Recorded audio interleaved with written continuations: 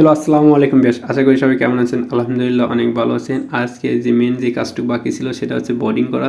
আর আমি সেটা আজকে তৈরি করতেছি। আর বোর্ডিং করতে যাই মেইন যে কাজটা দরকার সেটা হচ্ছে আগে সুন্দর করে সম্পূর্ণ জায়গা জীবাণুনাশক দিয়ে স্প্রে করে দিতে হবে, যাতে কোথাও করে যেন কোনো জীবাণু না থেকে যায়। আর এই যে জীবাণু যদি থেকে যায় তাহলে হচ্ছে পরবর্তীতে যখন আমি বাচ্চা নিয়ে ছাড়বো, এই বাচ্চা হচ্ছে এই জীবাণু থেকে অনেক ভাইরাস হইতে পারে। এই জন্য মেন যে কাজটা দরকার সেটা হচ্ছে সুন্দর করে সম্পূর্ণ জায়গায় জীবাণুনাশক দিয়ে স্প্রে করে দিতে হবে যাতে কোথাও না কোনো জায়গায় জীবাণু না থেকে যায়।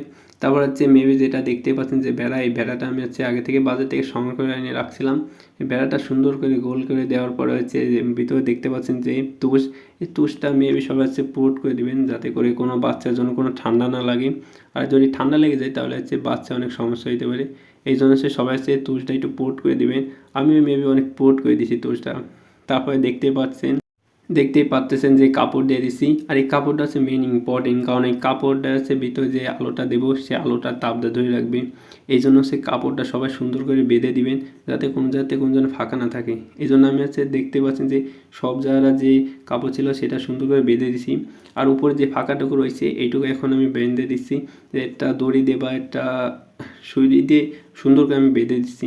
তাই যাতে একটু ফাঁকা রাখছি, বর্ডারটা যেন হচ্ছে উপরের থেকে যেন নামতে পারে। আর সবাই খেয়াল রাখবেন যেন এই বর্ডারটা যেন হচ্ছে মাঝখান বরাবর হয়, কারণ হচ্ছে মাঝখান বরাবর যদি না হয় তাহলে হচ্ছে তাপ সম্পূর্ণ জায়গায় সব জায়গায় সমান সেটি যাবে না। দেখতেই পারতেছেন যে বর্ডারটা ঝোলাই দিয়ে এখন মেবি বাল্ব আমি জ্বালাই দিছি।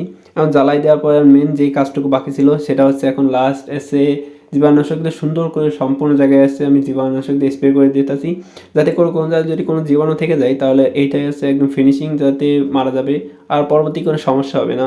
এই জন্য হচ্ছে আমি লাস্ট এই যে ফিনিশিং একটা জীবাণুনাশক দিয়ে স্প্রে করে দিতেছি। আর সবাই ভালো থাকবেন, সুস্থ থাকবেন, আমার জন্য দোয়া করবেন। সবাইকে আসসালামু আলাইকুম।